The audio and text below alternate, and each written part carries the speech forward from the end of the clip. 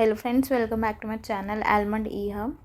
आज हम random forest जो हमारा टॉपिक है हम वो करेंगे। लास्ट वीडियो में हम डिसीजन ट्री को अच्छे से समझ चुके हैं, उसकी थ्योरी भी देखी थी। जैसे डिसीजन ट्री के दो सब पार्ट्स होते हैं, फिर क्लासिफिकेशन ट्री और रिग्रेशन ट्री, वो भी हमने अच्छे से डिटेल में समझे थे। आप पहले वो अच्छे से समझ लेना, क्योंकि रैंडम फॉरेस्ट जो है वो समवॉट डिसीजन ट्री से ही रिलेटेड है। ठीक है, तो आपको अगर वो आप अच्छे से समझ लोगे तो आपको ये और बेटर समझ में आएगा। ठीक है, और रैंडम फॉरेस्ट के साथ आपका ना एक उसमें छोटा सा टॉपिक रह गया था कि ट्री प्रूनिंग क्या होता है। तो ये मैं आपको इसी में बताती हूँ, हम रैंडम फॉरेस्ट पे चलते हैं। सो ट्री प्रूनिंग में क्या होता है कि ये जो हम ट्री जो डिसीजन ट्री है उसकी अननेसेसरी ब्रांचेस को हम कट्स कर देते हैं, ताकि जो ट्री है वो हमारे पास सिंपल और स्मार्टर हो। मतलब फॉर एग्जांपल आप एक ट्री है लो, उसकी बहुत सारी ब्रांचेस निकली हुई हैं। ठीक है, तो वो थोड़ा सा कम्प्लेक्स होगा समझने में कि मैं माने एक रूट से एग्जांपल लेते हैं कि आपको एक डेस्टिनेशन पे पहुंचना है। इस पे जाने के अब कई सारे रूट हैं, उसमें से कुछ रेलिवेंट हैं कुछ नहीं हैं। माना अब ये वाला रूट है, यहाँ से तो आप जा ही नहीं सकते। जब आप यहाँ पे खड़े हो तो आप तो या आसपास के तो रूट लोगे, तो ये इररेलिवेंट बन जाता है आपके लिए, है ना। इसको अगर आप अंडरस्टैंड करना भी, तो वो ऐसी चीज़ों को हटा देता है जो अननेसेसरी ब्रांचेस होती हैं, और सिर्फ उन पे वर्क करता है। उससे क्या जो रेलिवेंट होते हैं, जिससे ट्री क्या होता है सिंपल और स्मार्टर बन जाता है उसको समझना। ठीक है, अब रैंडम फॉरेस्ट टॉपिक पे आते हैं। तो रैंडम फॉरेस्ट क्या होता है, ये होता है लार्ज कलेक्शन होता है हमारे पास इंडिविजुअल डिसीजन ट्री का, जो एक साथ काम कर रहे होते हैं एक टीम की तरह। उन्हीं को हम कह देते हैं रैंडम फॉरेस्ट। मतलब क्या हुआ, आपके पास बहुत सारे डिसीजन ट्रीज़ हैं और ये सब मिलके एक साथ आपस के अंदर काम कर रहे हैं किसी भी डेटा के ऊपर, लेकिन इंडिविजुअली काम कर रहे हैं। तो अब देन इनका जो आउटपुट आएगा, आपने वो आपस के अंदर कंपैरिजन करा और देन आप डिसीजंस लेते हो रैंडम फॉरेस्ट के अंदर। ठीक है, तो अब इसका यूज़ क्यों करते हैं। आपके ना डिसीजन ट्री के अंदर एक प्रॉब्लम होती है ओवरफिटिंग की। ओवरफिटिंग मतलब कि आपने जो डेटा को ट्रेनिंग और टेस्टिंग के लिए दिया ना, तो ट्रेनिंग में तो बहुत अच्छा काम कर रहा है लेकिन टेस्टिंग में वो फेल हो जाता है। तो उस प्रॉब्लम को हम कहते हैं ओवरफिटिंग की प्रॉब्लम। ये ट्रेनिंग में तो बहुत अच्छा रिजल्ट दे रहा है, मानो 90% दे रहा है, लेकिन टेस्ट में बिल्कुल फेल हो गया। वो 5% रिजल्ट आउटपुट जो आपका एक्चुअल करेक्ट आउटपुट दे रहा है 5% है। तो इस प्रॉब्लम को हम ओवरफिटिंग कहते हैं। हमारे पास डिसीजन ट्री में आ जाती है अगर हम एक ही डेटा को बार बार उस पर फीड करते हैं, जिससे हमारे पास ट्रेनिंग में तो अच्छा काम करने लगता है लेकिन टेस्टिंग में फेल हो जाता है। तो उस प्रॉब्लम को हमारे पास रैंडम फॉरेस्ट सॉल्व कर देता है, क्योंकि यहाँ क्या करते हैं, हम एक ट्री पे तो हम काम नहीं कर रहे हैं, हम मल्टीपल ट्रीज़ ले रहे हैं एंड देन उनको कंपैरिजन कर रहे हैं, तो इसलिए रैंडम फॉरेस्ट से बेटर हो जाता है। ठीक है, तो यहाँ लिखा है it builds random trees and votes for the final answer. वही बात है कि फाइनल आंसर जैसे आपने बहुत सारे ट्रीज बना लिए, लेकिन आपको पता कैसे चलेगा एक्चुअल आंसर क्या है, तो जिसके मैक्सिमम वोटिंग आई आप वो वाला लेते हो। माना आपके पास 3 येस आ गए और 1 नो आया है, तो आप किसको आंसर में लोगे, आपका आंसर क्या होगा येस, क्योंकि इसकी वोटिंग ज़्यादा आई है। ओवरफिटिंग की प्रॉब्लम ही सॉल्व करते हैं, हमने डिस्कस कर लिए हैं। और इसके 2 इंपॉर्टेंट रूल्स होते हैं कि हम जब रैंडम फॉरेस्ट को स्टडी करते हैं तो इसके 2 रूल्स होते हैं। पहला होता है बैगिंग और दूसरा होता है रैंडम फीचर।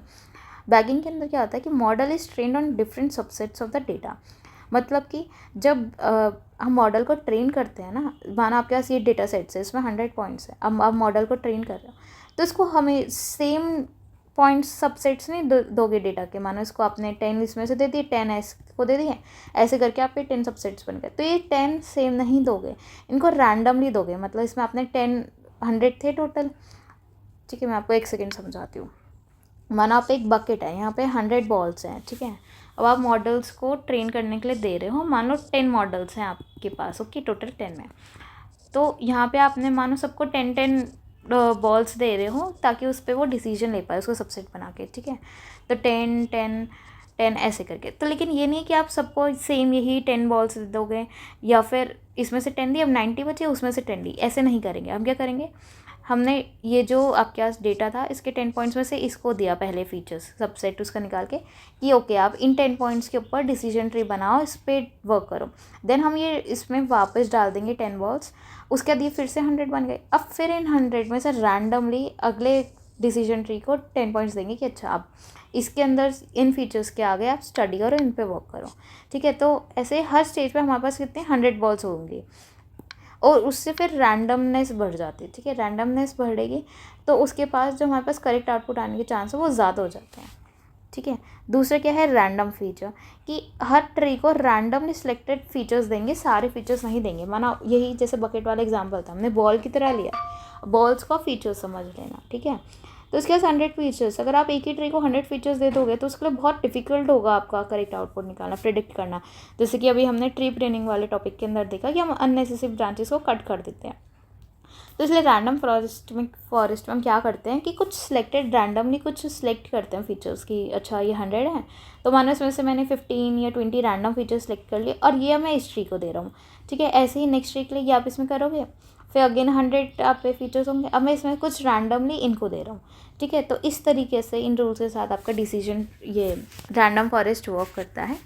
तो इसका बेसिक मतलब का हम सम अप करें तो यही हुआ कि बहुत सारे आपके पास इंडिविजुअल ट्रीज़ होते हैं, लार्ज कलेक्शन, और इन सबको कुछ रैंडमली सिलेक्टेड फीचर्स देते हैं, सारा डेटा प्रोवाइड एक साथ नहीं कर देते, और देन इनके जो सोल्यूशन देते हैं या आउटपुट देते हैं उसमें से वोट करते हैं कि मैक्सिमम वोट्स कौन से वाले आप पे आउटपुट पे हैं, एंड देन उस हिसाब से हम अपना जो है फाइनल डिसीजन लेते हैं, ठीक है।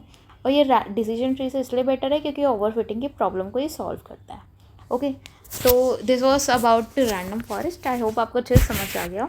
कोई डाउट है तो आप या तो मेरे साथ टेलीग्राम पे जुड़ सकते हैं, मेरे को वहाँ पे मैसेज कर देना, ठीक है, या फिर कमेंट सेक्शन में पूछ सकते हैं, मैं आपको वहाँ भी रिप्लाई कर दूँगी, ठीक है।